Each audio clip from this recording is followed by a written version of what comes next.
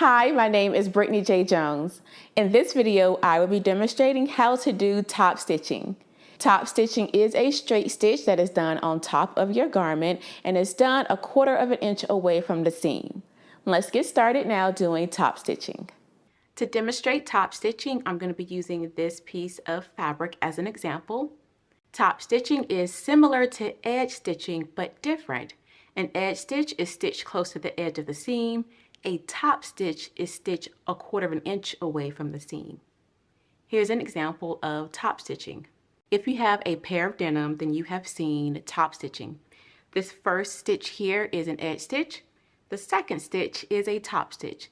Again, it's 1/4 of an inch away from the seam. What I've done here is I've stitched together 2 pieces of fabric on a 5/8 of an inch seam line. I've opened up the fabric and I've pressed it, having the seam allowance going to one side. Now we can go to the sewing machine and we can begin stitching 1/4 of an inch away from our seam.